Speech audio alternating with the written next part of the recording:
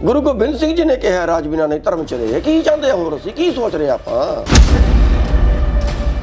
ਤੁਹਾਨੂੰ ਬਿਜਲੀ ਫ੍ਰੀ ਦੇ ਦਿਆਂਗੇ, ਆਹ ਫ੍ਰੀ ਦੇ ਦਿਆਂਗੇ, ਉਹ ਫ੍ਰੀ। ਤੁਹਾਡੇ ਪਿਓ ਦਾ ਹੈ ਜਦੋਂ ਵੋਟ ਇਹਨਾਂ ਦੀ ਫਿਰ ਰਾਜ ਉਹਨਾਂ ਦਾ ਕਿਵੇਂ ਹੈ? ਬਿਲਕੁਲ। ਜੇ ਵੋਟ ਕਿਸਾਨਾਂ ਦੀ ਹੈ ਤੇ ਰਾਜ ਪੂੰਜੀਪਤੀਆਂ ਦਾ ਕਿਵੇਂ ਹੈ? ਇੱਥੇ ਪੈਸੇ ਤੋਂ ਸੱਤਾ, ਸੱਤਾ ਤੋਂ ਪੈਸਾ, ਫਿਰ ਪੈਸੇ ਤੋਂ ਸੱਤਾ ਤੇ ਫਿਰ ਸੱਤਾ ਤੋਂ ਪੈਸਾ। ਪਾਓਗੇ ਵੋਟ ਤੇ ਕਿਸੇ ਨੂੰ ਕਦੇ ਘੋੜੇ ਨੂੰ ਪਾਓਗੇ ਹੀ। ਇੱਕ ਵਾਰੀ ਤੁਸੀਂ ਆਪਣਾ ਖੜਾ ਕੇ ਪਾ ਲਿਓ। ਲੁਧਿਆਣੇ ਦੇ ਵਿੱਚ ਤਾਂ ਇਹ ਵੀ ਆਖ ਦਿੱਤਾ ਗਿਆ ਸੀ ਗੁਰਨਾਮ ਸਿੰਘ ਚੜੂਨੀ ਸਾਡੇ ਪੰਜਾਬ ਦੇ ਜਿਹੜੇ ਹੈਗੇ ਸੀਐਮ ਹੋਣਗੇ। ਤਾਂ ਕੀ ਲੱਗਦਾ ਕਿ ਗੁਰਨਾਮ ਸਿੰਘ ਚੜੂਨੀ ਕਿਤੇ ਨਾ ਕਿਤੇ ਪਾਰਟੀ ਦਾ ਗਠਨ ਕਿਸੇ ਨਾ ਕਿਸੇ ਦਾ ਕਰ ਰਹੇ ਆ ਪੰਜਾਬ ਹਰਿਆਣਾ ਦੇ ਵਿੱਚ? ਚੰਗੇ ਲੋਕ ਰਾਜਨੀਤੀ ਤੋਂ ਬਾਹਰ ਰਹਿਣਗੇ, ਬੁਰੇ ਲੋਕ ਤੁਹਾਡੇ ਇਤਰਾਜ਼ ਕਰਨਗੇ। ਕਰ ਰਹੇ ਨੇ, ਆਪਾਂ ਭੁਗਤ ਰਹੇ ਹਾਂ, ਫਿਰ ਰੋ ਰਹੇ ਹਾਂ। ਜੇਕਰ ਕੋਈ ਕਿਸਾਨੀ ਪੱਖੀ ਚਿਹਰਾ ਜਿਹੜਾ ਸਾਹਮਣੇ ਆਉਂਦਾ ਤੁਹਾਨੂੰ ਲੱਗਦਾ ਫਿਰ ਤਾਂ ਤਖਤਾ ਪਲਟ ਸਕਦਾ? ਕੋਈ ਇੱਕ ਬੰਦਾ ਚੁਣ ਲਿਓ ਚੰਗਾ, ਕੋਈ ਕਿਤੇ ਸਮਝੌਤਾ ਕਰ ਲਿਓ, ਆਹ ਚੌਧਰ ਖਾ ਕੇ ਮਰੋਗੇ।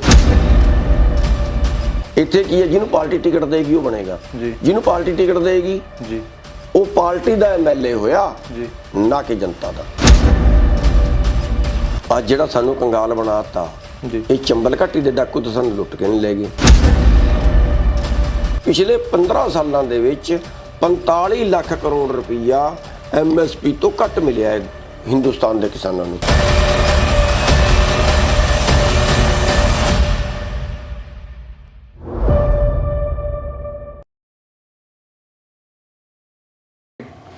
ਸਤਿ ਸ਼੍ਰੀ ਅਕਾਲ। RMB ਟੈਲੀਵਿਜ਼ਨ ਦੇਖ ਰਹੇ ਹੋ ਤੁਸੀਂ, ਮੈਂ ਹਾਂ ਜਸ ਕਰੇਵਾਲ। ਕਿਸਾਨੀ ਅੰਦੋਲਨ ਹਰ ਘਰ ਦੀ ਆਵਾਜ਼ ਆ, ਹਰ ਬੱਚੇ ਦੀ ਆਵਾਜ਼ ਆ। ਸਟੇਟ ਭਾਵੇਂ ਕੋਈ ਹੋਵੇ, ਹਰਿਆਣਾ, UP, ਰਾਜਸਥਾਨ, ਚਾਹੇ ਕੋਈ ਵੀ ਹੋਵੇ, ਕਿਸਾਨਾਂ ਦੇ ਮੁੱਖ ਤੇ ਇੱਕੋ ਗੱਲ ਰਹਿੰਦੀ ਹੈ। ਕਿਸਾਨੀ ਅੰਦੋਲਨ ਦੇ ਵਿੱਚ ਬੈਠਿਆਂ ਦੇ ਨਾਲ ਗੱਲ ਕਰਦੇ ਹਾਂ, ਚਾਹੇ ਗਰਾਊਂਡ ਜ਼ੀਰੋ ਤੇ ਜਾ ਕੇ ਗੱਲ ਕਰਦੇ ਹਾਂ ਕਿ ਅਸੀਂ ਵਾਪਸ ਮੁੜਨਾ ਤਾਂ ਜਿੱਤ ਕੇ ਹੀ ਮੁੜਨਾ ਆ। ਪਰ ਨਾਲੋਂ ਨਾਲ ਕਿਸਾਨ ਗੱਲਾਂ ਆਪਸ ਦੇ ਵਿੱਚ ਇਹ ਵੀ ਕਰਦੇ ਨੇ ਕਿ ਬਾਈ ਇੰਨਾ ਲੰਮਾ ਸਮਾਂ ਹੋ ਗਿਆ ਯਾਰ, ਆਪਾਂ ਜਿੱਤਾਂਗੇ ਕਦੋਂ?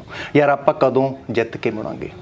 ਇਸ ਦੇ ਬਾਰੇ ਜਿਹੜੀ ਆ ਗੱਲਬਾਤ ਰਹੇਗੀ। ਮੇਰੇ ਨਾਲ ਕਿਸਾਨ ਆਗੂ ਗੁਰਨਾਮ ਸਿੰਘ ਚੜੂਨੀ ਹੋਣਗੇ। ਖਾਸ ਗੱਲ ਪੰਜਾਬ ਦੀ ਸਿਆਸਤ ਤੇ ਵੀ ਕਰਾਂਗੇ, ਕਿਉਂਕਿ ਅਕਸਰ ਇਹੀ ਆਖਦੇ ਨੇ ਕਿ ਜੇਕਰ ਸਿਆਸਤਦਾਨ ਚੰਗੇ ਹੁੰਦੇ, ਜਿਨ੍ਹਾਂ ਨੇ ਕਾਨੂੰਨ ਘੜੇ ਨੇ, ਜੇਕਰ ਉਹ ਚੰਗੇ ਹੁੰਦੇ ਤਾਂ ਸਾਨੂੰ ਸੜਕਾਂ ਤੇ ਬੈਠਣ ਦੀ ਜ਼ਰੂਰਤ ਹੀ ਨਾ ਪੈਂਦੀ। ਸੋ ਇਸ ਦੇ ਬਾਰੇ ਜਿਹੜੀ ਆ ਗੱਲਬਾਤ ਰਹੇਗੀ। ਮੇਰੇ ਨਾਲ ਕਿਸਾਨ ਆਗੂ ਗੁਰਨਾਮ ਸਿੰਘ ਚੜੂਨੀ ਹੋਣਗੇ। ਸਭ ਤੋਂ ਪਹਿਲਾਂ ਚੜੂਨੀ ਸਾਹਿਬ ਦਾ ਸਵਾਗਤ ਕਰ ਲੈਂਦੇ। ਚੜੂਨੀ ਸਾਹਿਬ ਜੀ ਬਹੁਤ ਧੰਨਵਾਦ। ਚੜੂਨੀ ਸਾਹਿਬ, ਸਭ ਤੋਂ ਪਹਿਲਾਂ ਤਾਂ ਸਵਾਲ ਮੈਂ ਇਹੀ ਪੁੱਛੂੰਗਾ, ਜਿੱਦਾਂ ਕਿਸਾਨ ਆਖਦੇ ਆ ਕਿ ਜਿੱਤ ਕੇ ਬਾਈ ਕਦੋਂ ਮੁੜਾਂਗੇ, ਇੰਨਾ ਲੰਮਾ ਸਮਾਂ ਹੋ ਗਿਆ। ਇਹ ਤੇ ਉਸ ਮਾਲਕ ਨੂੰ ਪਤਾ ਹੈ ਕੀ ਹੋਏਗਾ ਜੀ, ਪਰ ਇਰਾਦਾ ਇਹ ਹੈ ਵੀ ਜਦੋਂ ਤੱਕ ਜਿੱਤਦੇ ਨਹੀਂ ਉਦੋਂ ਤੱਕ ਆਉਂਦੇ ਨਹੀਂ। ਉਦੋਂ ਤੱਕ ਆਪਾਂ ਲੜਾਂਗੇ, ਉਹ ਭਾਵੇਂ ਆਖਰੀ ਸਾਹ ਵੀ ਹੋਵੇ ਜੀ, ਪਰ ਉਦੋਂ ਤੱਕ ਆਪਾਂ ਲੜਾਂਗੇ ਜਦੋਂ ਤੱਕ ਆਪਾਂ ਜਿੱਤੇ ਨਹੀਂ। ਇਸ ਤੋਂ ਇਲਾਵਾ ਚਾਰਾ ਵੀ ਕੋਈ ਨਹੀਂ ਸਾਡੇ ਕੋਲ ਜੀ। ਸਾਡੀ ਅੰਦੋਲਨ ਲੜਨਾ ਮਜਬੂਰੀ ਹੈ। ਜਿਹੜੇ ਭਰਾ ਸਾਡੀ ਗੱਲ ਸੁਣਦੇ ਹੋਣ, ਕਿਤੇ ਉਹ ਘਰਾਂ 'ਚ ਬੈਠੇ ਕਿਸੇ ਗਲਤਫਹਿਮੀ 'ਚ ਹੋਣ, ਇਹ ਅੰਦੋਲਨ ਜਿੱਤਣਾ ਮਜਬੂਰੀ ਹੈ। ਜੇ ਸਾਰੇ ਦੇਸ਼ ਦੀ ਰੋਟੀ ਕੰਪਨੀਆਂ ਕੋਲ ਚਲੀ ਗਈ, ਫਿਰ ਉਹ ਕੰਪਨੀਆਂ ਤੁਹਾਨੂੰ ਰੋਟੀ ਦੇਣ ਤੇ ਭਾਵੇਂ ਨਾ ਦੇਣ, ਕੰਪਨੀਆਂ ਮੁਨਾਫਾਖੋਰ ਹੁੰਦੀਆਂ ਨੇ। ਇਹਨਾਂ 'ਚ ਇਨਸਾਨੀਅਤ ਨਾਂ ਦੀ ਕੋਈ ਚੀਜ਼ ਨਹੀਂ ਹੁੰਦੀ ਜੀ। ਇਹ ਹੁਣ 25 ਰੁਪਏ ਸੇਬ ਖਰੀਦ ਰਹੇ ਨੇ ਅਡਾਣੀ, 250 ਰੁਪਏ ਵੇਚ ਰਿਹਾ ਹੈ ਜੀ। ਕੋਈ ਇਨਸਾਨੀਅਤ ਹੈ ਜੀ? ਇਹਨਾਂ 'ਚ ਕੋਈ ਇਨਸਾਨੀਅਤ ਨਹੀਂ ਹੁੰਦੀ। ਇਹ 2 ਰੁਪਏ ਦੀ ਗੋਲੀ ਬਣਾ ਕੇ 50 ਰੁਪਏ 'ਚ ਵੇਚ ਸਕਦੇ ਹੈ ਦਵਾਈ ਜੀ, ਜਿਹਦੇ ਨਾਲ ਬੰਦੇ ਨੂੰ ਹੁਣੇ ਚਾਹੀਦੀ, ਹੁਣੇ ਮਰੇਗਾ ਜੀ। ਇਹ ਉਹਦੇ ਵੀ ਬਲੈਕ ਕਰਦੇ। ਇਹਨਾਂ 'ਚ ਕੋਈ ਇਨਸਾਨੀਅਤ ਨਹੀਂ ਹੁੰਦੀ। ਸਾਰਾ ਦੇਸ਼ ਇਹਨਾਂ ਦਾ ਗ੍ਰਾਹਕ ਹੋਏਗਾ।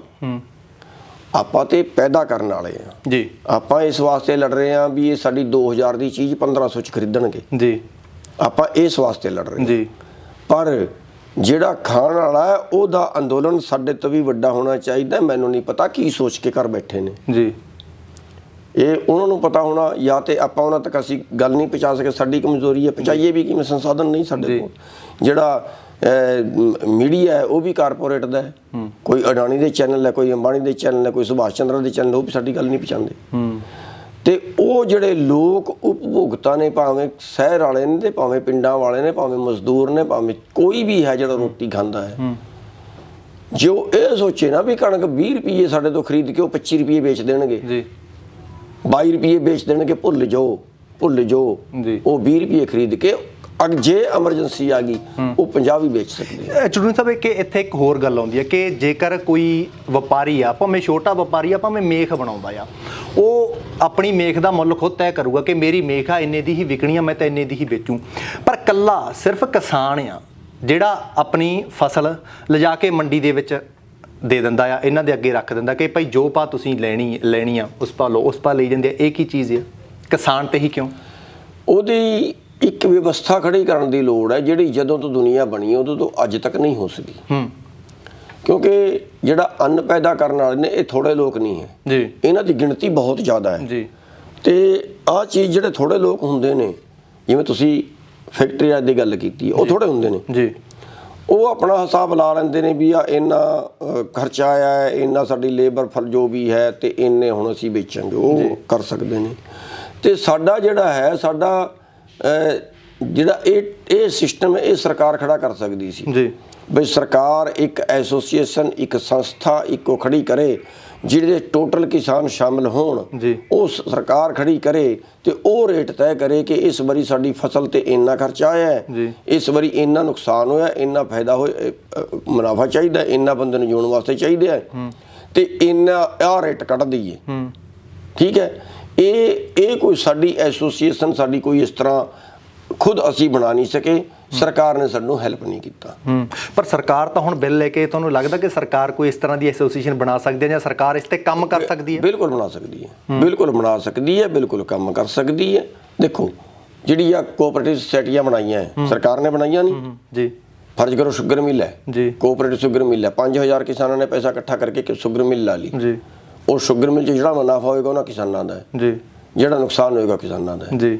ਇਸੇ ਤਰ੍ਹਾਂ ਕੁਛ ਵੀ ਹੋ ਸਕਦਾ ਹੈ ਜੀ।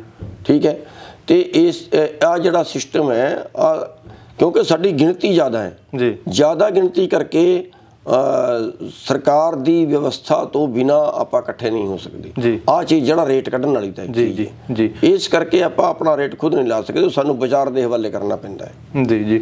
ਜਦੋਂ ਭਾਜਪਾ ਆਗੂਆਂ ਦੇ ਨਾਲ ਚੜੂਨੀ ਸਾਹਿਬ ਗੱਲਬਾਤ ਹੁੰਦੀ ਹੈ, ਚਾਹੇ ਸੁਰਜੀਤ ਕੁਮਾਰ ਜਿਆਣੀ ਹੋਣ, ਚਾਹੇ ਹਰਜੀਤ ਸਿੰਘ ਗਰੇਵਾਲ ਹੋਣ, ਉਹ ਇਹੀ ਆਖਦੇ ਆ ਕਿ ਅਸੀਂ ਗੱਲਬਾਤ ਕਰਨ ਨੂੰ ਕਿਸਾਨਾਂ ਦੇ ਨਾਲ ਤਿਆਰ ਹਾਂ। ਕਿਸਾਨ ਆਗੂਆਂ ਦੇ ਨਾਲ ਗੱਲਬਾਤ ਹੁੰਦੀ ਆ, ਕਿਸਾਨ ਆਗੂ ਵੀ ਇਹੀ ਆਖਦੇ ਨੇ ਕਿ ਅਸੀਂ ਵੀ ਗੱਲਬਾਤ ਕਰਨ ਨੂੰ ਜਿਹੜੀ ਹੈਗੀ ਤਿਆਰ ਹਾਂ। ਤਾਂ ਫਿਰ ਚੜੂਨੀ ਸਾਹਿਬ ਰੇੜਕਾ ਜਿਹੜਾ ਵਿਚਾਲੇ ਕਿੱਥੇ ਅੜਿਆ ਹੋਇਆ, ਗੱਲਬਾਤ ਹੋ ਕਿਉਂ ਨਹੀਂ ਰਹੀ? ਜਿਹੜਾ ਪੇਚ ਫਸਿਆ ਹੈ ਜੀ, ਜਿਹੜਾ ਸਭ ਤੋਂ ਆਖਰੀ ਮੀਟਿੰਗ ਸਾਡੀ ਹੋਈ ਹੈ ਸ਼ਾਇਦ 22 ਜਨਵਰੀ ਨੂੰ ਸੀ, 22 ਜਨਵਰੀ ਨੂੰ ਸੀ, ਤੇ ਜਿਹੜੀ ਉਹ ਮੀਟਿੰਗ ਹੋਈ ਆ ਉਹਦੇ ਵਿੱਚ ਅਸੀਂ ਇੱਕ ਗੱਲ ਅੜਾਤੀ ਸੀ ਵੀ ਤੁਸੀਂ ਪਹਿਲਾਂ ਗੱਲ MSP ਤੇ ਦੱਸੋ ਸਾਨੂੰ ਜੀ। ਤੁਸੀਂ 11 ਮੀਟਿੰਗਾਂ ਕਰ ਲੀਆਂ ਕਾਨੂੰਨਾਂ ਤੇ ਸਾਨੂੰ ਬੇਵਕੂਫ ਬਣਾਈ ਜਾਂਦੇ ਨੇ, ਹੁਣ 4 ਦਿਨ ਬਾਅਦ ਆ ਜਾਓ, ਹੁਣ ਹਫ਼ਤੇ ਬਾਅਦ ਆ ਜਾਓ। ਚਲੋ ਤੁਸੀਂ ਇਹਨਾਂ ਨੂੰ ਬ੍ਰੈਕਟ ਕਰੋ ਜੀ, ਇਹਨਾਂ ਨੂੰ ਬ੍ਰੈਕਟ ਕਰੋ, ਤੁਸੀਂ ਆਹ ਦੱਸੋ ਵੀ MSP ਦਿਓਗੇ ਜੀ, ਕਿਉਂਕਿ ਤੁਸੀਂ ਬਿਆਨ ਦਿੱਤਾ ਹੈ ਕਿ MSP ਹੈ, MSP ਥਾ, MSP ਰਹੇਗਾ ਜੀ। ਕੀ ਤੁਸੀਂ 23 ਫਸਲਾਂ ਜਿਹੜੀਆਂ ਦਾ MSP ਤੈਅ ਕਰਦੇ ਹੋ ਉਹ ਪੂਰੇ ਦੇਸ਼ ਦੇ ਵਿੱਚ ਜਿੰਨੀਆਂ ਪੈਦਾ ਹੁੰਦੀਆਂ ਨੇ, ਕੀ ਤੁਸੀਂ ਖਰੀਦੋਗੇ ਸਾਰੀ ਜੀ? ਇੱਥੇ ਆ ਕੇ ਉਹ ਮਰ ਗਏ, ਇੱਥੇ ਆ ਕੇ ਉਹਨਾਂ ਦੇ ਸਾਹ ਨਿਕਲ ਗਏ ਜੀ, ਦੁਬਾਰੇ ਅੱਜ ਤੱਕ ਮੀਟਿੰਗ ਨਹੀਂ ਬੁਲਾਈ। ਇਹ ਤਾਂ ਫਿਰ ਚੀਜ਼ ਇਦਾਂ ਹੀ ਅੜੀ ਰਹਿਣੀ ਆ, ਉਹੀ ਅੜੀ ਹੈ, ਉਹੀ ਅੜੀ ਹੈ। ਕਿਉਂਕਿ ਇਸ ਪੁਆਇੰਟ ਦਾ ਕਿਸੇ ਕੋਲ ਕੋਈ ਜਵਾਬ ਨਹੀਂ। ਅਸੀਂ ਤੁਹਾਡੇ ਚੈਨਲ ਦੇ ਮਾਧਿਅਮ ਤੋਂ ਕਹਿੰਦੇ ਹਾਂ ਜੀ, ਜਦੋਂ ਪ੍ਰਧਾਨ ਮੰਤਰੀ ਨੇ ਬਿਆਨ ਦਿੱਤਾ ਨਾ ਜੀ MSP ਥਾ ਹੈ ਰਹੇਗਾ ਜੀ, ਅਸੀਂ ਕਹਿੰਦੇ ਹਾਂ ਜੇ ਥਾ ਹੈ ਰਹੇਗਾ ਤੇ ਸਾਡੀ ਸਾਰੀ ਜੀਰੀ ਜਿੰਨੀ ਦੇਸ਼ 'ਚ ਪੈਦਾ ਹੋਈ ਹੈ ਸਾਰੀ ਤੁਸੀਂ ਸਰਕਾਰੀ ਰੇਟ ਤੇ ਖਰੀਦੋ ਜੀ, ਉਸ ਤੋਂ ਘੱਟ ਨਾ ਕਿਸਾਨ ਨੂੰ ਮਿਲੇ ਜੀ। ਜਿੰਨਾ ਦੇਸ਼ ਦੇ ਵਿੱਚ ਬਾਜਰਾ ਪੈਦਾ ਜੋ ਵੀ ਹੈ ਪੈਦਾ ਹੋਇਆ ਉਹ ਤੁਸੀਂ ਖਰੀਦੋ ਜੀ, ਸਾਡਾ ਰੌਲਾ ਖਤਮ ਜੀ। ਤੁਸੀਂ ਸਾਨੂੰ ਖਰੀਦਣ ਦੀ ਗਾਰੰਟੀ ਦੇ ਦਿਓ।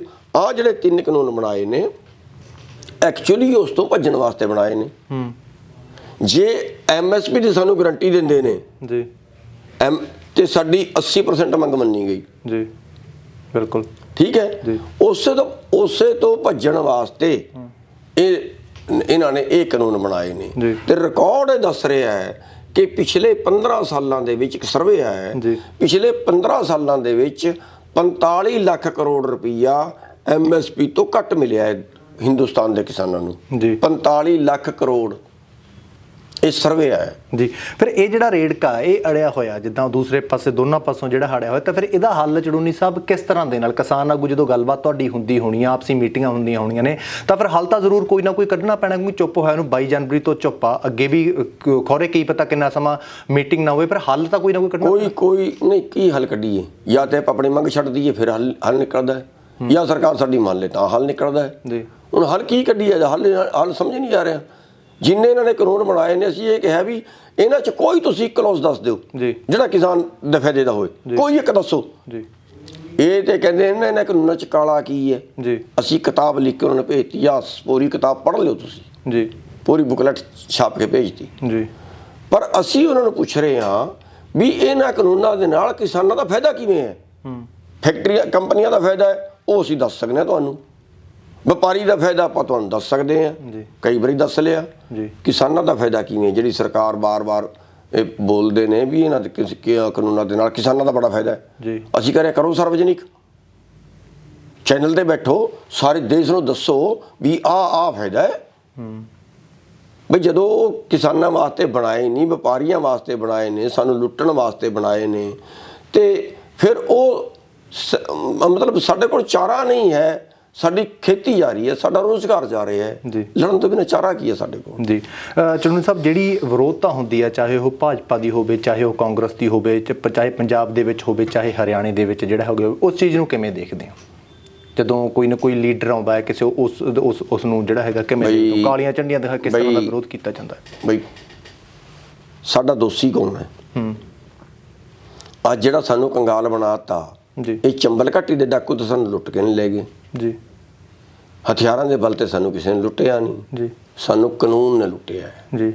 ਕਾਨੂੰਨ ਕਿਹਨੇ ਬਣਾਏ ਨੇ ਜੀ? ਸਾਡੇ ਨੀਤੀਕਾਰਾਂ ਨੇ ਬਣਾਏ ਨੇ, ਤੇ ਜਿਨ੍ਹਾਂ ਨੇ ਕਾਨੂੰਨ ਬਣਾਏ ਨੇ ਫਿਰ ਉਹ ਸਾਡੇ ਦੁਸ਼ਮਣ ਹੋਏ ਨਾ ਜੀ। ਉਹਨਾਂ ਕਾਨੂੰਨ ਬਣਾ ਕੇ ਸਾਨੂੰ ਲੁੱਟ ਲਿਆ, ਤੇ ਉਹਨਾਂ ਨੇ ਕਾਨੂੰਨ ਬਣਾ ਕੇ ਦੂਜੇ ਦਾ ਫਾਇਦਾ ਕਰ ਲਿਆ, ਉਸ ਦੂਜੇ ਤੋਂ ਰਿਸ਼ਵਤ ਲੈ ਲਈ ਜੀ।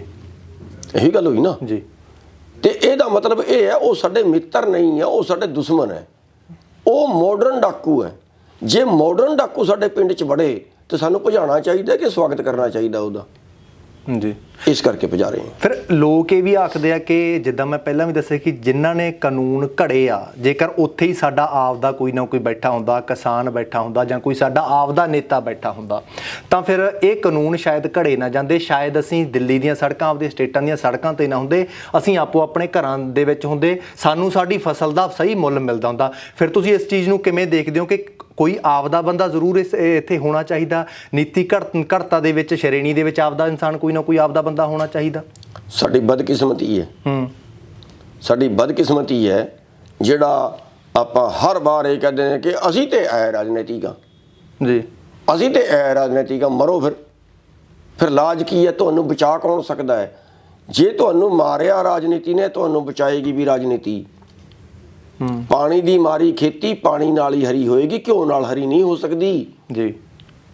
ਤੇ ਆਪਾਂ ਜਦੋਂ ਵੋਟ ਦਾ ਟਾਈਮ ਆਇਆ, ਆਪਾਂ ਕਹਿੰਦੇ ਅਸੀਂ ਜਿਹਨੂੰ ਮਰਜ਼ੀ ਪਾ ਦਿਓ, ਫਿਰ ਚੋਰਾਂ ਨੂੰ ਹੀ ਪਾ ਦਿਓ ਜੀ। ਚੋਰਾਂ ਨੂੰ ਫੇਰ ਪਾ ਕੇ ਫਿਰ ਉਹ ਗੱਦੀ ਤੇ ਬਹਿਣਗੇ, ਫਿਰ ਤੁਹਾਨੂੰ ਲੁੱਟਣਗੇ ਤੇ ਕੁੱਟਣਗੇ। ਮੈਂ ਫਿਰ ਚਲੋ ਫਿਰ ਇਹੋ ਹੀ ਹੋਏਗਾ ਜੀ। ਕੋਈ ਚਾਰਾ ਨਹੀਂ ਹੈ ਜਦੋਂ ਤੱਕ ਇਸ ਗੁਰੂ ਗੋਬਿੰਦ ਸਿੰਘ ਜੀ ਨੇ ਕਿਹਾ ਰਾਜ ਬਿਨਾਂ ਨਹੀਂ ਧਰਮ ਚਲੇ ਹੈ। ਕੀ ਚਾਹੁੰਦੇ ਹੋਰ ਅਸੀਂ ਕੀ ਸੋਚ ਰਹੇ ਆਪਾਂ ਜੀ? ਚਾਣਕਿਆ ਨੇ ਕਿਹਾ ਜੇ ਚੰਗੇ ਲੋਕ ਰਾਜਨੀਤੀ ਤੋਂ ਬਾਹਰ ਰਹਿਣਗੇ, ਬੁਰੇ ਲੋਕ ਤੁਹਾਡੇ ਤੇ ਰਾਜ ਕਰਨਗੇ, ਕਰ ਰਹੇ ਨੇ ਜੀ। ਆਪਾਂ ਭੁਗਤ ਰਹੇ ਹਾਂ ਜੀ, ਫਿਰ ਰੋ ਰਹੇ ਹਾਂ। ਪਰ ਬਹੁਤੇ ਤਾਂ ਚੜੂਨੀ ਸਾਹਿਬ ਇਹ ਵੀ ਆਖ ਦਿੰਦੇ ਕਿ ਭਾਵੇਂ ਕਿੰਨਾ ਹੀ ਚੰਗਾ ਇਨਸਾਨ ਹੋਵੇ, ਜਦੋਂ ਤੱਕ ਉਹਨੇ ਉੱਪਰਲੀ ਕੁਰਸੀ ਤੱਕ ਜਾਣਾ, ਕੁਰਸੀ ਤੱਕ ਪਹੁੰਚਣਾ, ਤਾਂ ਉਹ ਆਟੋਮੈਟਿਕਲੀ ਸਿਸਟਮ ਹੀ ਇੰਨਾ ਮਾੜਾ, ਐਨਵਾਇਰਨਮੈਂਟ ਹੀ ਇੰਨਾ ਮਾੜਾ, ਉਹਨੂੰ ਮਾੜਾ ਕਰ ਹੀ ਦਿੰਦੇ, ਉਹ ਮਾੜਾ ਹੋ ਜੂ। ਫਿਰ ਉਹਦਾ ਹੱਲ ਕੀ ਹੈ ਜੀ? ਨਹੀਂ, ਫਰਕ ਹੈ ਜੀ। ਸਾਡੇ ਵੋਟਰ 'ਚ ਫਰਕ ਹੈ ਜੀ। ਸਾਡੇ ਵੋਟਰ ਜਿਹੜਾ ਇਮਾਨਦਾਰ ਨੂੰ ਵੋਟ ਨਹੀਂ ਦਿੰਦਾ, ਬਿਨਾਂ ਪੈਸੇ ਵਾਲੇ ਨੂੰ ਵੋਟ ਨਹੀਂ ਦਿੰਦਾ, ਬਿਨਾਂ ਖਰਚ ਵਾਲੇ ਨੂੰ ਵੋਟ ਨਹੀਂ ਦਿੰਦਾ। ਜਿਹੜਾ ਜ਼ਿਆਦਾ ਖਰਚਾ ਕਰਦਾ ਉਹਨੂੰ ਵੋਟਾਂ ਜ਼ਿਆਦਾ ਪੈਂਦੀ ਹੈ। ਇੱਕ ਪਾਸੇ 5 ਕਰੋੜ ਰੁਪਈਆ ਬੰਦਾ ਖਰਚਾ ਕਰੇ, ਇੱਕ ਪਾਸੇ ਬੰਦਾ ਖਾਲੀ ਹੱਥ ਜਾ ਕੇ ਖੜੇ ਮੈਨੂੰ ਵੋਟ ਦਿਓ ਭਰਾ, ਮੈਂ ਬਹੁਤ ਚੰਗਾ ਵਾ, ਤੁਹਾਡਾ ਫਾਇਦਾ ਕਰਾਂਗਾ। ਉਹਨੇ ਕੀਤਾ ਵੀ ਹੋਇਆ, ਉਹ ਜਾਣਦੇ ਵੀ ਨੇ ਉਹਨੂੰ, ਪਰ ਉਹਨੂੰ ਵੋਟ ਨਹੀਂ ਪਏਗੀ। ਇੱਥੇ ਪੈਸੇ ਤੋਂ ਸੱਤਾ, ਸੱਤਾ ਤੋਂ ਪੈਸਾ, ਫਿਰ ਪੈਸੇ ਤੋਂ ਸੱਤਾ, ਤੇ ਫਿਰ ਸੱਤਾ ਤੋਂ ਪੈਸਾ। ਪਰ ਫਿਰ ਇਹ ਵੋਟਰਾਂ ਨੂੰ ਸਮਝਾਊਗਾ ਕੌਣ? ਸਮਝ ਕਿਵੇਂ ਆਊਗੀ? ਕੀ ਕਰ ਸਕਦੇ ਹੋ? ਫਿਰ ਇਹਦਾ ਮਤਲਬ ਤਾਂ ਇਹ ਹੈ ਚੜੂਨੀ ਸਾਹਿਬ, ਫਿਰ ਸਾਰੀ ਉਮਰ ਹੀ ਐਂ ਲੜਨਾ ਪਊ, ਸੜਕਾਂ ਤੇ ਰਹਿਣਾ ਪਊ। ਦੇਖੋ ਸਾਡੇ ਕੋਲ ਕੀ ਸੰਸਾਧਨ ਹੈ, ਆਪਾਂ ਆਪਣੇ ਜ਼ੁਬਾਨ ਨਾਲ ਕਿੰਨੇ ਲੋਕਾਂ ਨੂੰ ਜਾ ਕੇ ਦੱਸ ਸਕਦੇ ਹਾਂ? ਜੀ ਨਹੀਂ ਦੱਸ ਸਕਦੇ। ਜੀ ਜੇ ਇਹੋ ਹੀ ਖਬਰ ਅੱਜ ਤੱਕ ਚੈਨਲ ਤੇ ਆ ਜੇ ਜੀ ਤੇ ਸਾਰੀ ਦੁਨੀਆ ਦੇਖ ਸਕਦੀ ਹੈ, ਜੀ ਪਰ ਉਹ ਚੈਨਲ ਕਿਹਦੇ ਹੈ? ਮੈਂ ਇਕੱਲੇ ਦੀ ਗੱਲ ਨਹੀਂ ਕਰ ਰਿਹਾ ਜੀ, ਇੱਕ ਜਰਨਲ ਗੱਲ ਕਰ ਰਿਹਾ ਜੀ ਜੀ ਉਹ ਚੈਨਲ ਕਿਹਦੇ ਹੈ? ਜੀ ਅੱਜ 34-35 ਚੈਨਲ ਅੰਬਾਨੀ ਦੇ ਹੈ, ਬਿਲਕੁਲ ਅੱਜ 50 ਚੈਨਲ ਅਡਾਨੀ ਦੇ ਜੀ। ਹੈ, ਅੱਜ 150 ਚੈਨਲ ਸੁਭਾਸ਼ ਚੰਦਰਾ ਦਾ ਹੈ। ਜੀ ਕਿਵੇਂ ਪਚਾਈਏ ਅਸੀਂ, ਟੱਕਰ ਕੀ ਮਾਰੀਏ? ਇਹ ਸਾਰਾ ਮੀਡੀਆ ਵੀ ਉਹਨਾਂ ਨੇ ਖੜਾ ਕਰ ਲਿਆ ਆਪਣਾ। ਆ ਤੁਹਾਡੇ ਵਰਗੇ ਜਿਹੜੇ ਛੋਟੇ ਚੈਨਲ ਨੇ ਉਹਨਾਂ ਦੀ ਇੱਕ ਲਿਮਟ ਹੈ, ਜੀ ਤੇ ਉਹ ਬਹੁਤ ਕੁਝ ਹੁੰਦਾ ਹੈ। ਫਿਰ ਹੁਣ ਅੱਗੇ ਮੈਂ ਕੀ ਕਹਾਂ? ਜੀ ਤਾਂ ਫਿਰ ਕੀ ਲੱਗਦਾ ਕਿ ਸੁਧਾਰ ਦੇ ਲਈ ਗੁਰਨਾਮ ਸਿੰਘ ਚੜੂਨੀ ਉਤਰ ਰਹੇ ਨੇ? ਗੁਰਨਾਮ ਸਿੰਘ ਚੜੂਨੀ ਸੁਧਾਰ, ਜਿੱਦਾਂ ਹੁਣ ਆਖਦਾ ਕਿ ਜੇਕਰ ਸੁਧਾਰ ਕਰਨਾ ਤਾਂ ਸਾਨੂੰ ਗਰਾਊਂਡ ਲੈਵਲ ਤੋਂ ਆਪਣੇ ਆਪ ਤੋਂ ਸੁਧਾਰ ਕਰਨਾ ਪੈਣਾ, ਆਪਣਾ ਆਲਾ ਦੁਆਲਾ ਜਿਹੜਾ ਸੁਧਾਰਨਾ ਪੈਣਾ। ਕੀ ਲੱਗਦਾ ਗੁਰਨਾਮ ਸਿੰਘ ਚੜੂਨੀ ਕੋਈ, ਜਦੋਂ ਪੰਜਾਬ ਦੀ ਸਿਆਸਤ ਦੀ ਗੱਲ ਆਉਂਦੀ ਆ ਉਦੋਂ ਕਿਤੇ ਨਾ ਕਿਤੇ ਗੁਰਨਾਮ ਸਿੰਘ ਚੜੂਨੀ ਦਾ ਨਾਮ ਜ਼ਰੂਰ ਸੁਰਖੀਆਂ ਦੇ ਵਿੱਚ ਰਹਿੰਦਾ ਆ? ਲੁਧਿਆਣੇ ਦੇ ਵਿੱਚ ਤਾਂ ਇਹ ਵੀ ਆਖ ਦਿੱਤਾ ਗਿਆ ਸੀ ਗੁਰਨਾਮ ਸਿੰਘ ਚੜੂਨੀ ਸਾਡੇ ਪੰਜਾਬ ਦੇ ਜਿਹੜੇ ਹੈਗੇ CM ਹੋਣਗੇ। ਤਾਂ ਕੀ ਲੱਗਦਾ ਕਿ ਗੁਰਨਾਮ ਸਿੰਘ ਚੜੂਨੀ ਕਿਤੇ ਨਾ ਕਿਤੇ ਪਾਰਟੀ ਦਾ ਗਠਨ ਕਿਸੇ ਨਾ ਕਿਸੇ ਦਾ ਕਰ ਰਹੇ ਆ ਪੰਜਾਬ ਹਰਿਆਣਾ ਦੇ ਵਿੱਚ? ਪਹਾੜ ਨਾਲ ਟੱਕਰ ਮਾਰਨ ਵਾਲੀ ਗੱਲ ਹੈ ਜੀ, ਪਰ ਜੀ ਪ੍ਰਯਾਸ ਕਰ ਰਹੇ ਹਾਂ। ਜੀ ਹੋ ਸਕਦਾ ਹੈ ਅਸੀਂ ਪਹਾੜ ਵੀ ਕ੍ਰੋਸ ਕਰ ਜਾਈਏ। ਜੀ ਬਿਨਾਂ ਹਥਿਆਰ ਤੋਂ ਅਸੀਂ ਕਾਠ ਦੀ ਤਲਵਾਰ ਨਾਲ ਆਪਾਂ ਲੜ ਰਹੇ ਹਾਂ, ਜੀ ਤੋਪਾਂ ਨਾਲ ਆਪਣੀ ਲੜਾਈ ਹੈ। ਜੀ ਪਰ ਜੇ ਲੋਕ ਖੜੇ ਹੋ ਜਾਣ ਜੀ ਤੇ ਬਹੁਤ ਕੁਝ ਕਰ ਸਕਦੇ ਨੇ। ਜੀ ਬਹੁਤ ਕੁਝ ਇਸ ਕਰਕੇ ਕਰ ਸਕਦੇ ਨੇ ਕਿ ਵੀ ਅੱਜ 80 ਲੱਖ ਵੋਟ ਤੋਂ ਜ਼ਿਆਦਾ ਹੈ ਕਿਸਾਨਾਂ ਦੀ, ਜੀ ਜਿਨ੍ਹਾਂ ਦੇ ਨਾਲ ਜ਼ਮੀਨ ਹੈ। ਜੀ ਬਿਲਕੁਲ ਇੰਨੀ ਕੁ ਵੋਟ ਉਹਨਾਂ ਦੇ ਨਾਲ ਜਿਹੜੇ ਮਜ਼ਦੂਰ ਆ ਉਹਨਾਂ ਦੀ ਵੀ ਹੈ। ਜੀ ਜੇ ਮਤਲਬ ਜੇ ਇਕੱਠੇ ਹੋ ਜਾਣ ਜੀ ਤੇ ਦੋ ਸਰਕਾਰਾਂ ਦੇ ਬਰਾਬਰ ਵੋਟ ਬਣਦੀ ਹੈ। 59 ਲੱਖ ਵੋਟ ਨਾਲ ਸਰਕਾਰ ਬਣੀ ਹੋਈ ਹੈ ਜੀ ਅੱਜ ਪੰਜਾਬ ਦੇ ਵਿੱਚ। ਜੀ ਜੇ ਆਪਾਂ ਯੂਪੀ ਦਾ ਉਦਾਹਰਣ ਲੈ ਲਈਏ, 8.5 ਕਰੋੜ ਵੋਟ ਕਰੀਬ ਕਿਸਾਨਾਂ ਦੀ ਹੈ, ਜੀ ਤੇ ਉੱਥੇ 3.5 ਕਰੋੜ ਨਾਲ ਸਰਕਾਰ ਬਣੀ ਹੋਈ ਹੈ। ਜੀ ਤੇ ਇਹ ਬਣਾ ਨਹੀਂ ਸਕਦੇ ਆਪਣੀ? ਜੀ ਬਣਾ ਸਕਦੇ ਹੈ, ਕੈਪੈਸਿਟੀ ਹੈ, ਬਣਾ ਸਕਦੇ ਹੈ। ਬਸ ਆਪਾਂ ਇਹ ਸਮਝਾਉਣ ਦਾ ਪ੍ਰਯਾਸ ਕਰ ਰਹੇ ਹਾਂ, ਪਰ ਨਾ ਸਾਡੇ ਕੋਲ ਵਿਵਸਥਾ ਹੈ, ਜੀ ਨਾ ਸਾਡੇ ਕੋਲ ਪੈਸਾ ਹੈ, ਜੀ ਨਾ ਸਾਡੇ ਕੋਲ ਸੰਸਾਧਨ ਹੈ ਹੋਰ। ਜੀ ਤੇ ਮੀਡੀਆ ਵੀ ਜਿਹੜਾ ਹੈ ਉਹ ਸਾਡਾ ਸਹਿਯੋਗ ਨਹੀਂ ਕਰਦਾ। ਛੋਟੇ ਚੈਨਲ ਸਹਿਯੋਗ ਕਰਦੇ ਨੇ। ਜੀ ਤੇ ਆਪਾਂ ਇਸ ਕਰਕੇ ਜਿਹੜੇ ਚੈਨਲਾਂ ਵਾਲੇ ਭਰਾ ਨੇ ਨਾ, ਆਪਾਂ ਉਹਨਾਂ ਨੂੰ ਵੀ ਬੇਨਤੀ ਕਰਦੇ ਹਾਂ, ਤੁਸੀਂ ਵੀ ਭਾਰਤ ਦੇ ਰਹਿਣ ਵਾਲੇ ਹੋ। ਜੀ ਭਾਵੇਂ YouTube ਚੈਨਲ ਹੈ, ਭਾਵੇਂ ਉਹ ਕੋਈ ਅਖਬਾਰ ਵਾਲਾ, ਜਿੰਨੇ ਵੀ ਜੋ ਵੀ ਕਰ ਸਕਦਾ ਹੈ, ਭਾਰਤ ਦੇ ਰਹਿਣ ਵਾਲੇ ਹੋ। ਜੀ ਇਸ ਭਾਰਤ ਨੂੰ ਬਚਾਉਣਾ, ਇਸ ਇਨਸਾਨੀਅਤ ਨੂੰ ਬਚਾਉਣਾ ਹੈ। ਪਰ ਗੁਰਨਾਮ ਸਿੰਘ ਤੁਸੀਂ ਜਿੰਨਾ ਕਰ ਸਕਦੇ ਹੋ ਉਹਨਾਂ ਤੁਸੀਂ ਸਹਿਯੋਗ। ਜੀ ਗੁਰਨਾਮ ਸਿੰਘ, ਜਿੱਦਾਂ ਤੁਸੀਂ ਜਿਹੜੀ ਹੈ ਕਿਸਾਨ ਵੋਟ ਦੀ ਗੱਲ ਕਰੀਏ, ਜੇਕਰ ਕਿਸਾਨ ਵੋਟ ਸਾਥ ਦਿੰਦੀ ਆ, ਕਿਸਾਨ ਵੋਟ ਸਾਥ ਦੇਵੇ ਤਾਂ ਫਿਰ ਤਾਂ ਤਖਤਾ ਪਲਟਿਆ ਜਾ ਸਕਦਾ। ਜੇ ਕਿਸਾਨ ਵੋਟ ਸਹੀ ਤਰ੍ਹਾਂ ਦੇ ਨਾਲ ਕਿਸਾਨਾਂ ਦੇ ਹੱਕ, ਜਿੱਦਾਂ ਤੁਸੀਂ ਆਖਿਆ, ਕਿਸਾਨਾਂ ਦੇ ਹੱਕ ਦੇ ਵਿੱਚ ਭੁਗਤੇ, ਕਿਸਾਨਾਂ ਦੇ ਪੱਖ ਦੇ ਵਿੱਚ ਭੁਗਤੇ, ਜੇਕਰ ਕੋਈ ਕਿਸਾਨੀ ਪੱਖੀ ਚਿਹਰਾ ਜਿਹੜਾ ਸਾਹਮਣੇ ਆਉਂਦਾ, ਤੁਹਾਨੂੰ ਲੱਗਦਾ ਫਿਰ ਤਾਂ ਤਖਤਾ ਪਲਟ ਸਕਦਾ? ਅਸੀਂ ਇਹ ਹੱਥ ਜੋੜ ਰਹੇ ਹਾਂ ਯਾਰ, ਆਪਣੇ ਚੋਂ ਇੱਕ ਹਲਕੇ ਚੋਂ ਇੱਕ ਬੰਦਾ ਚੰਗਾ ਲੱਭ ਲਿਓ, ਤੁਸੀਂ ਕਰ ਲਿਓ ਸਮਝੌਤਾ ਇੱਕ ਵਾਰੀ। ਆ ਛੱਡ ਕੇ ਇਹਨਾਂ ਨੂੰ, ਆ ਜਿਹੜੇ ਵੱਡੇ ਡਾਕੂ ਨੇ, ਇਹਨਾਂ ਨੂੰ ਛੱਡ ਕੇ ਇੱਕ ਵਾਰੀ ਸਮਝੌਤਾ ਕਰ ਲਿਓ ਆਪਣਾ। ਕੋਈ ਇੱਕ ਬੰਦਾ ਚੁਣ ਲਿਓ ਚੰਗਾ, ਕੋਈ ਕਿਤੇ ਸਮਝੌਤਾ ਕਰ ਲਿਓ ਯਾਰ, ਚੌਧਰ ਖਾ ਕੇ ਮਰੋਗੇ। ਜੀ ਇੱਕ ਵਾਰੀ ਸਮਝੌਤਾ ਕਰ ਲਿਓ ਜੇ ਕਰ ਸਕਦੇ ਹੈ। ਕੀ ਨਹੀਂ ਕਰ ਸਕਦੇ? ਜਦ ਵੋਟ ਇਹਨਾਂ ਦੀ, ਫਿਰ ਰਾਜ ਉਹਨਾਂ ਦਾ ਕਿਵੇਂ ਹੈ? ਬਿਲਕੁਲ। ਜੇ ਵੋਟ ਕਿਸਾਨਾਂ ਦੀ ਹੈ ਤੇ ਰਾਜ ਪੂੰਜੀਪਤੀਆਂ ਦਾ ਕਿਵੇਂ ਹੈ? ਜੀ ਵੋਟ ਕਿਸਾਨਾਂ ਦੀ ਹੈ, ਵੋਟ ਮਜ਼ਦੂਰਾਂ ਦੀ ਹੈ, ਵੋਟ ਆਮ ਜਨਮਾਨਸ ਦੀ ਹੈ, ਦੁਕਾਨਾਂ ਵਾਲਿਆਂ ਦੀ ਹੈ। ਇਹਨਾਂ ਸਾਰੇ ਤੇ ਤਬਾਹ ਕਰਕੇ ਰੱਖਤੇ। ਜੀ ਕਾਂਗਰਸ ਦੀ ਫੈਕਟਰੀ ਲੱਗੀ ਵੋਟਾਂ ਦੀ, ਜਾਂ ਬਾਦਲ ਦੀ ਫੈਕਟਰੀ ਲੱਗੀ ਵੋਟਾਂ ਦੀ, ਜਾਂ ਆਮ ਆਦਮੀ ਫੈਕਟਰੀ ਲੱਗੀ ਵੋਟਾਂ ਦੀ। ਇਹਨਾਂ ਦੀ ਪੈਂਦੀਆਂ ਇਹਨਾਂ ਵੋਟਾਂ। ਜੀ ਇਹ ਕਿਸੇ ਲਾਲਚ ਦੇ ਵਿੱਚ, ਕਿਸੇ ਭਕਾਈ ਦੇ ਵਿੱਚ, ਕਿਤੇ ਮਿਸਗਾਈਡ ਹੋ ਕੇ ਜੀ ਇਹ ਵੋਟ ਪਾਉਂਦੇ ਨੇ। ਅਸੀਂ ਇਹਨਾਂ ਨੂੰ ਇਹ ਸਮਝਾ ਰਹੇ ਹਾਂ ਵੀ ਤੁਸੀਂ ਇਤਿਹਾਸ ਚੱਕ ਕੇ ਦੇਖ ਲਿਓ। ਤੁਸੀਂ ਵੀ ਜਿੰਨੇ ਵਾਰੀ ਤੁਸੀਂ ਜ਼ਿਆਦਾ ਚੰਗੀ ਸਰਕਾਰ ਬਣਾਈ, ਫਿਰ ਜ਼ਿਆਦਾ ਚੰਗੇ ਲੁੱਟੇ। ਜੀ ਇਸ ਕਰਕੇ ਤੁਸੀਂ ਇੱਕ ਵਾਰੀ ਆਪਣੀ ਬਣਾ ਲਿਓ। ਜੀ ਉਹ ਪਾਓਗੇ ਵੋਟ ਤੇ ਕਿਸੇ ਨੂੰ ਕਦੇ ਘੋੜੇ ਨੂੰ ਪਾਓਗੇ ਹੀ। ਜੀ ਇੱਕ ਵਾਰੀ ਤੁਸੀਂ ਆਪਣਾ ਖੜਾ ਕੇ ਪਾ ਲਿਓ। ਜੀ ਇੱਕ ਵਾਰੀ ਪਾ ਲਿਓ, ਇੱਕ ਵਾਰੀ ਮੌਕਾ ਦੇ ਦਿਓ। ਨਹੀਂ ਹੋਏਗਾ ਯਾਰ, ਫਿਰ ਜੇ ਚੱਲ ਰਹੀ ਹੋਈ ਫਿਰ ਵੀ ਚਲੇਗੀ। ਜੀ ਕਿਉਂਕਿ ਬਾਈਕਾਟ ਕਰਕੇ ਵੀ ਨਹੀਂ ਸਰਨਾ, ਬਹੁਤੇ ਕਿਸਾਨ ਨਹੀਂ, ਬਾਈਕਾਟ ਕਰਕੇ ਸੱਤਿਆਨਾਸ਼ ਹੋ ਜਾਏਗਾ। ਬਾਈਕਾਟ ਕੀਤਾ ਨਹੀਂ ਸੀ ਪਿੱਛੇ, ਫਿਰ ਤਾਂ ਜਿੱਤੇ ਪਏ ਆ। ਮੈਂ ਕਹਿੰਦਾ ਕਿਹੜੇ ਸੰਚ ਕੀਤਾ ਸੀ ਜਦੋਂ ਬੇਅੰਤ ਸੀ ਸਰਕਾਰ ਬਣੀ ਸੀ, 25,000 ਮੁੰਡਾ ਮਾਰਿਆ ਸੀ। ਜੀ ਦੇਖ ਲਿਆ ਤੇ ਨਾ ਬਾਈਕਾਟ ਕਰਕੇ। ਹੁਣ ਫਿਰ ਦੇਖ ਲਓ, ਬਾਈਕਾਟ ਕਰਕੇ ਨਜ਼ਾਰਾ ਆ ਜਾਏਗਾ। ਜੀ ਫਿਰ ਤੇ ਆਪਾਂ ਉਹਨਾਂ ਨੂੰ ਸੌਂਪਦੀ ਜੀ ਜੇ ਬਾਈਕਾਟ ਕਰਤਾ। ਜੀ ਬਾਈਕਾਟ ਕਿਉਂ ਕਰੀਏ?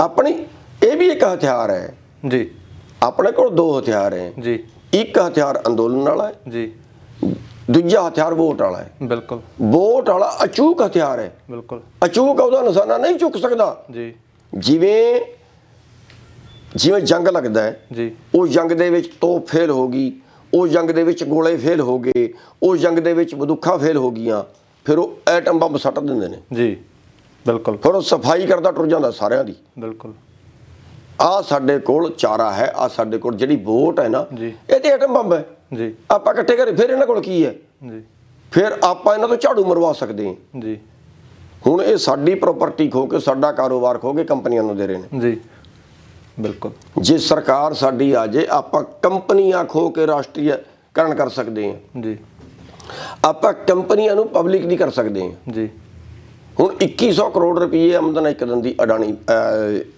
ਅੰਬਾਣੀ ਦੀ ਜੀ ਕੰਪਨੀਆਂ ਦੇ ਮਾਧਿਅਮ ਤੋਂ ਹੈ ਨਾ ਬਿਲਕੁਲ ਜੇ ਉਹ ਕੰਪਨੀਆਂ ਸਰਕਾਰੀ ਹੁੰਦੀਆਂ ਤੇ ਉਹ 2100 ਕਰੋੜ ਆਮਦਨ ਕਿਹਦੀ ਹੋਣੀ ਸੀ ਸਰਕਾਰ ਸਰਕਾਰ ਦੀ ਬਿਲਕੁਲ। ਸਰਕਾਰ ਦਾ ਮਤਲਬ ਜਨਤਾ ਦੀ ਬਿਲਕੁਲ ਜੀ ਤੇ ਜੇ ਉਹ ਇਹ ਸਾਰੇ ਅਦਾਰੇ ਜਿਹੜੇ ਵੇਚ ਰਹੇ ਨੇ ਜੀ ਹੁਣ ਟ੍ਰੇਨਾਂ ਵੇਚਤੀਆਂ ਬਿਲਕੁਲ ਜਿਹੜਾ ਟ੍ਰੇਨਾਂ ਤੋਂ ਮੁਨਾਫਾ ਸੀ ਉਹ ਕਿਹਦਾ ਸੀ ਸਰਕਾਰ ਸਰਕਾਰ ਦਾ ਜੀ ਜਾਂ ਜਨਤਾ ਦਾ ਜੀ। ਸਰਕਾਰ ਕਹਿੰਦੀ ਜੀ ਸਾਨੂੰ ਘਾਟਾ ਪੈ ਗਿਆ ਚਲੋ ਘਾਟਾ ਪੈ ਗਿਆ ਫਿਰ ਜਨਤਾ ਨੂੰ ਮੁਨਾਫਾ ਹੋਇਆ ਹੋਣਾ ਜੀ ਦੋ ਚੀਜ਼ਾਂ ਨਾ ਬਿਲਕੁਲ ਜਾਂ ਤੇ ਸਵਾਰੀ ਕਰਨ ਵਾਲਾ ਕੋਲ ਪੈਸਾ ਬਚੇਗਾ ਜੀ ਜਾਂ ਸਵਾਰੀ ਢੋਣ ਵਾਲੇ ਕੋਲ ਪੈਸਾ ਬਚੇਗਾ ਜੀ ਦੋ ਜਨਤਾ ਦੇ ਨਾ ਬਿਲਕੁਲ ਤੇ ਜੇ ਤੀਜਾ ਲੈ ਜੇ ਫਿਰ ਕਿਹਦਾ ਹੋਇਆ ਬਿਲਕੁਲ ਬਸ ਇੰਨੀ ਕੁ ਗੱਲ ਸਮਝਣ ਵਾਲੀ ਹੈ ਇਹ ਇਹਨਾਂ ਦੀ ਸਮਝ ਨਹੀਂ ਆਉਂਦੀ ਇਹਨਾਂ ਅੱਗੇ ਹੱਥ ਜੋੜ ਰਹੇ ਆ ਪੈਰ ਫੜ ਰਹੇ ਆ ਤੇ ਆਪਾਂ ਤੁਹਾਡੇ ਚੈਨਲ ਦੇ ਮਾਧਿਅਮ ਤੋਂ ਸਾਰੇ ਚੈਨਲ ਵਾਲੇ ਵੀ ਜਿਹੜੇ ਹੈ ਉਹਨਾਂ ਨੂੰ ਵੀ ਬੇਨਤੀ ਕਰਾਂਗੇ ਜਿਹੜੇ ਮੀਡੀਆ ਵਾਲੇ ਨੇ ਬਹੁਤ ਕੁਝ ਕਰ ਸਕਦੇ ਨੇ ਉਹ ਜੀ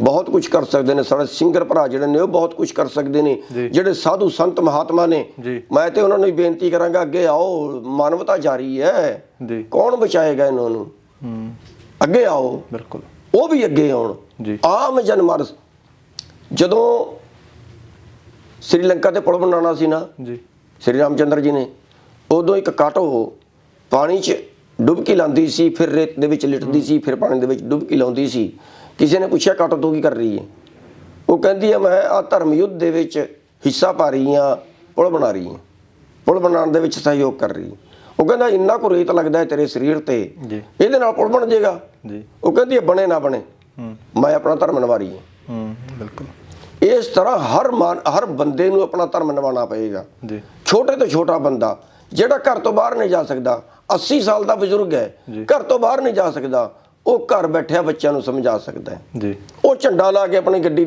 ਮੰਜੇ ਤੇ ਬਹਿ ਜੇ ਜੀ ਉਹ ਵੀ ਪ੍ਰਚਾਰ ਹੈ ਤੁਸੀਂ ਆਮ ਲੋਕਾਂ ਦੀ ਗੱਲ ਕੀਤੀ ਆ ਝਾੜੂ ਦੀ ਗੱਲ ਕੀਤੀ ਆ ਹੁਣ ਕੱਲ ਵੀ ਅਰਵਿੰਦ ਕੇਜਰੀਵਾਲ ਜਿਹੜੇ ਨੇ ਪੰਜਾਬ ਦੇ ਦੌਰੇ ਤੇ ਅੱਜ ਵੀ ਬਠਿੰਡੇ ਦੇ ਵਿੱਚ ਆਏ ਹੋਏ ਨੇ ਉਹ ਇਹੀ ਆਖਦੇ ਨੇ ਕਿ ਤੁਸੀਂ ਕਾਂਗਰਸ ਦੇਖ ਲਈ ਅਕਾਲੀ ਦਲ ਦੇਖ ਲਈ ਅਸੀਂ ਆਮ ਲੋਕਾਂ ਦੀ ਸਰਕਾਰ ਆ ਅਸੀਂ ਤੁਹਾਡੀ ਆਪਣੀ ਸਰਕਾਰ ਆ ਸਾਡੀ ਇੱਕ ਵਾਰੀ ਸਰਕਾਰ ਲਿਆ ਕੇ ਦੇਖੋ ਅਸੀਂ ਆਮ ਲੋਕਾਂ ਦੀ ਗੱਲ ਜਿਹੜੀ ਆ ਕਰਾਂਗੇ ਦੇਖੋ ਇੱਕ ਬੜੀ ਗੱਲ ਇਹ ਹੁੰਦੀ ਹੈ ਜੇ ਸਰਕਾਰ ਨਹੀਂ ਆਈ ਫਿਰ ਕੀ ਕਰੋਗੇ ਜੀ ਸਵਾਲ ਹੈ ਨਾ ਇਸ ਚੀਜ਼ ਦਾ ਜੇ ਸਰਕਾਰ ਨਾ ਆਈ ਫਿਰ ਕੀ ਕਰੋਗੇ ਜੀ ਇਹਦਾ ਮਤਲਬ ਫਿਰ ਇਸ ਤਰ੍ਹਾਂ ਹੀ ਚੱਲੇਗਾ ਜੀ ਉਹਨਾਂ ਦੇ ਐਮਐਲਏ ਬਣੇ ਸੀ ਜੀ ਬਿਲਕੁਲ ਉਹਨਾਂ ਦੇ ਐਮਪੀ ਬਣੇ ਸੀ ਬਿਲਕੁਲ ਹਾਲਾਂਕਿ ਮੈਂ ਬਹੁਤਾ ਬੋਲਣਾ ਨਹੀਂ ਚਾਹੁੰਦਾ ਜੀ ਪਰ ਬਣੇ ਸੀ ਬਿਲਕੁਲ ਬਣੇ ਸੀ ਜੀ ਜੇ ਉਹ ਐਮਐਲਏ ਹੁਣ ਪੰਜਾਬ ਦਾ ਅੰਦੋਲਨ ਹੋਇਆ ਜੀ ਪੰਜਾਬ ਵਾਲੇ ਸਭ ਤੋਂ ਪਹਿਲਾਂ ਅੰਦੋਲਨ ਚੱਲੇ ਜੀ ਜੇ ਇਹਨਾਂ ਤੋਂ ਪਹਿਲਾਂ ਜੀ ਜਦੋਂ ਆ ਕਾਨੂੰਨ ਬਣੇ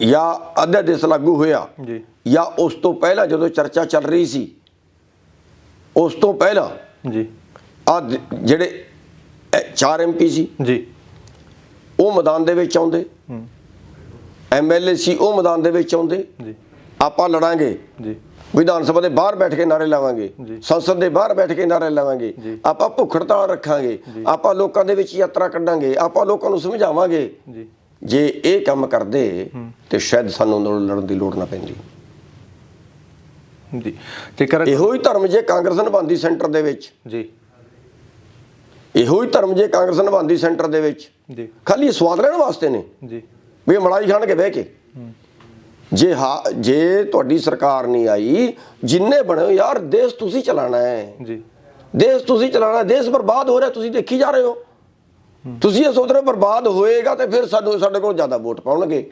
ਇਹ ਬਦਨੀਤੀ ਨਹੀਂ ਜੀ। ਉਹ ਕਹਿੰਦੇ ਨੇ ਜੇ ਸਾਡੇ ਰੁਕ ਗਿਆ ਤੇ ਫਿਰ ਸਾਡੇ ਕੋਲ ਵੋਟ ਘੱਟ ਪਏਗੀ, ਤੇ ਜੇ ਬਰਬਾਦ ਹੋ ਗਏ ਫਿਰ ਸਾਡੇ ਕੋਲ ਜ਼ਿਆਦਾ ਪਏਗੀ। ਆਹ ਸੋਚ ਕੇ ਕਾਂਗਰਸ ਵੀ ਚੁੱਪ ਬੈਠੀ ਹੈ। ਕਿਉਂ? ਜਦ ਦੇਸ਼ ਉਹਨਾਂ ਨੇ ਚਲਾਉਣਾ ਹੈ, ਗਲਤ ਹੈ ਤੇ ਵਿਰੋਧ ਕਰੋ, ਅੰਦਰ ਨਹੀਂ ਮੰਨਦਾ ਬਾਹਰ ਕਰੋ ਜੀ। ਤੇ ਅਸੀਂ ਜਿਹੜਾ ਜੇ ਅਸੀਂ ਮਿਸ਼ਨ ਪੰਜਾਬ ਚਲਾ ਰਹੇ ਹਾਂ ਜੀ, ਸਾਡੀ ਫਰਜ਼ ਕਰੋ। ਸਰਕਾਰ ਨਹੀਂ ਆਂਦੀ, ਜੀ, ਨਹੀਂ ਆਂਦੀ ਸੜਕ ਤੇ ਜੀ, ਇੱਥੇ ਬਹਿ ਕੇ ਲੜਾਂਗੇ। ਜੀ, ਬਈ ਕੁਝ ਕਰੋ ਤੇ ਯਾਰ, ਤੁਸੀਂ ਰਾਜਨੀਤੀ ਕਰ ਰਹੇ ਹੋ ਤੇ ਰਾਜਨੀਤੀ ਬਿਜ਼ਨਸ ਹੈ। ਜੀ, ਰਾਜਨੀਤੀ ਗੱਲ ਹੀ ਮਲਾਈ ਖਾਣ ਵਾਸਤੇ ਹੈ। ਜੀ। ਉਹ ਕੰਮ ਇਹਨਾਂ ਨੇ ਨਹੀਂ ਨਿਭਾਇਆ। ਇੱਕ ਹੋਰ ਗੱਲ ਦੱਸਿਓ, ਤੁਹਾਡੀ ਪਾਰਟੀ ਦਾ ਚੋਣ ਮੈਨੀਫੈਸਟੋ ਦੇ ਵਿੱਚ ਫ੍ਰੀ ਟਾਈਮ ਵੀ ਬਹੁਤ ਜ਼ਿਆਦਾ ਹੋ ਗਿਆ। ਬਿਲਕੁਲ 5 ਮਿੰਟ।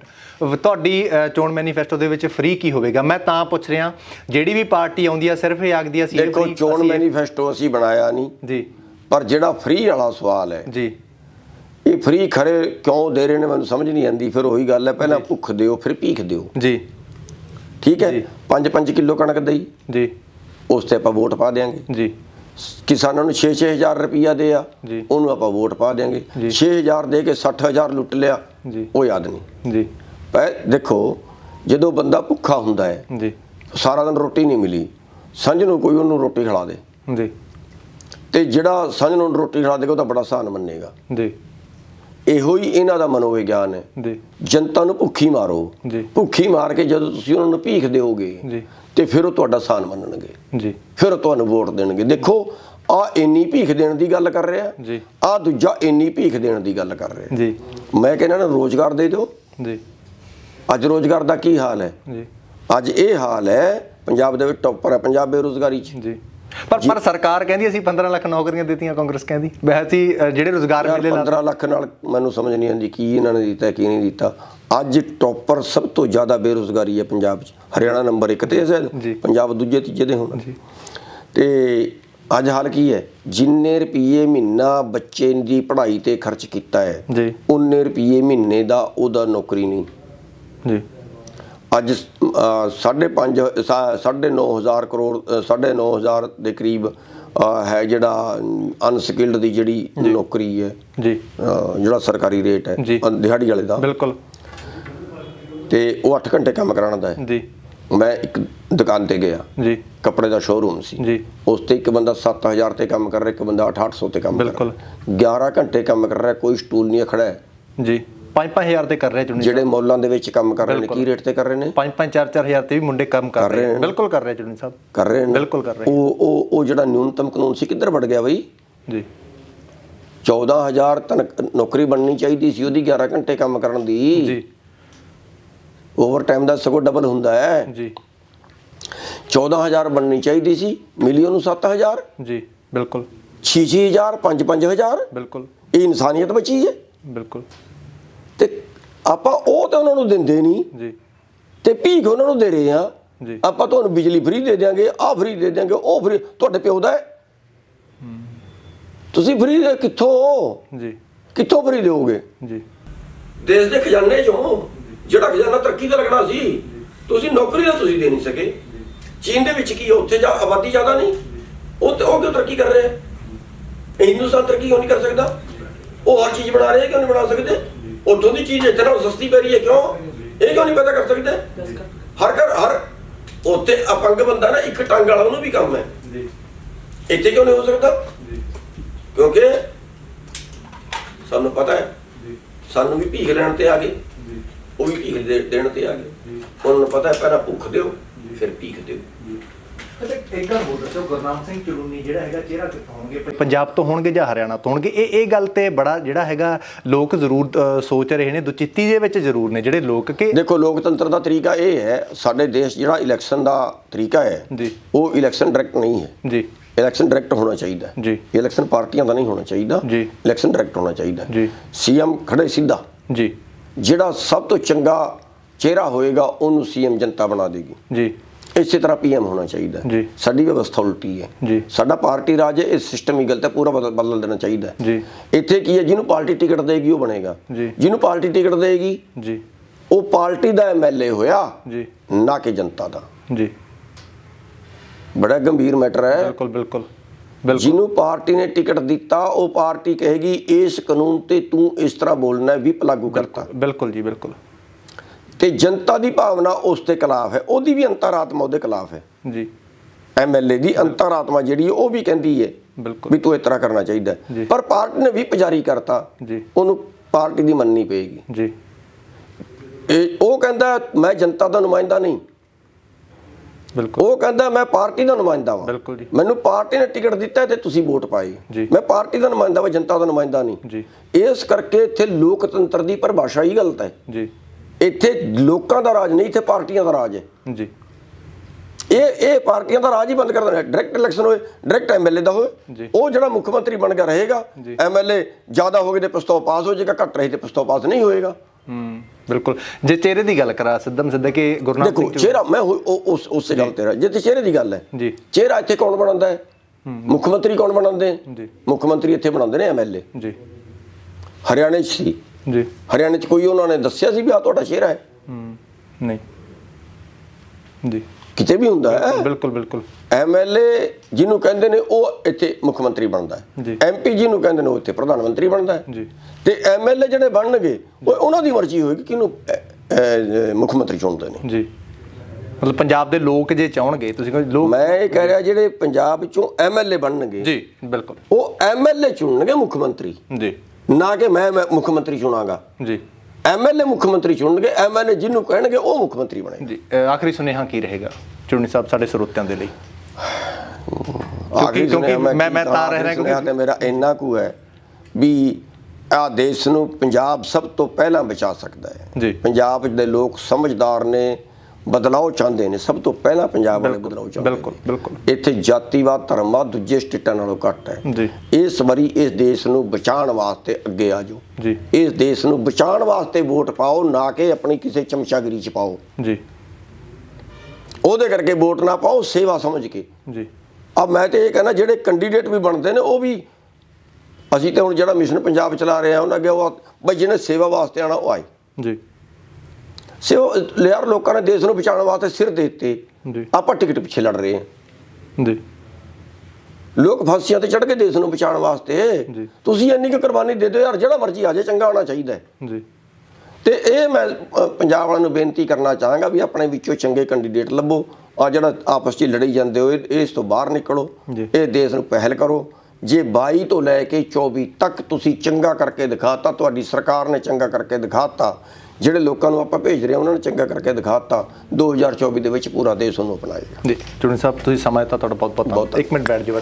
ਸੋ ਮੇਰੇ ਨਾਲ ਕਿਸਾਨ ਆਗੂ ਗੁਰਨਾਮ ਸਿੰਘ ਚੂਨੀ ਸੀ, ਜਿਨ੍ਹਾਂ ਦੇ ਨਾਲ ਗੱਲਬਾਤ ਖਾਸ ਕਰ ਕਿਸਾਨੀ ਅੰਦੋਲਨ ਤੇ ਖਾਸ ਕਰ ਪੰਜਾਬ ਦੀ ਸਿਆਸਤ ਦੀ ਹੋਈ, ਕਿਉਂਕਿ 2022 ਦੇ ਵਿੱਚ ਪੰਜਾਬ ਦੇ ਵਿੱਚ ਤੇ ਯੂਪੀ ਦੇ ਵਿੱਚ ਜਿਹੜੀਆਂ ਵੋਟਾਂ ਨੇ ਤੇ ਮਾਹੌਲ ਜਿਹੜਾ ਆ ਉਹ ਜ਼ਰੂਰ ਭਖਿਆ ਹੋਇਆ। ਗੁਰਨਾਮ ਸਿੰਘ ਚੂਨੀ ਹੋਰਾਂ ਦਾ ਵੀ ਇਹੀ ਕਹਿਣਾ ਹੈ ਕਿ ਸਾਨੂੰ ਨੀਤੀਕਰਤਾ ਸ਼੍ਰੇਣੀ ਜਿਹੜੀ ਆ ਉਹਦੇ ਵਿੱਚ ਆਪਣੇ ਲੋਕ ਉਤਾਰਨੇ ਪੈਣਗੇ, ਭਾਵ ਉਹਦੇ ਵਿੱਚ ਚੰਗੇ ਲੋਕ ਜਿਹੜੇ ਉਤਾਰਨੇ ਪੈਣਗੇ ਤਾਂ ਜੋ ਇਸ ਤਰ੍ਹਾਂ ਦੇ ਅੰਦੋਲਨ ਕਰਨ ਦੀ ਸਾਨੂੰ ਸੜਕਾਂ ਤੇ ਆਉਣ ਦੀ ਜ਼ਰੂਰਤ ਨਾ ਪਵੇ, ਸਾਨੂੰ ਆਪਣੇ ਹੱਕਾਂ ਦੇ ਲਈ ਲੜਨ ਦੀ ਜਿਹੜੀ ਹੈਗੀ ਆ ਜ਼ਰੂਰਤ ਨਾ ਪਵੇ। ਇਸ ਤਰ੍ਹਾਂ ਦੀਆਂ ਹੋਰ ਮੁਲਾਕਾਤਾਂ ਲੈ ਕੇ ਸਮੇਂ-ਸਮੇਂ ਤੇ ਹਾਜ਼ਰ ਹੁੰਦੇ ਰਹਾਂਗੇ। ਹੁਣ ਆਪਣੇ ਦੋਸਤ ਜਸ ਗਰੇਵਾਲ ਦਿਓ ਇਜਾਜ਼ਤ, ਦੇਖਦੇ ਰਹੋ ਆਰਐਮਬੀ ਟੈਲੀਵਿਜ਼ਨ। ਧੰਨਵਾਦ ਜੀ।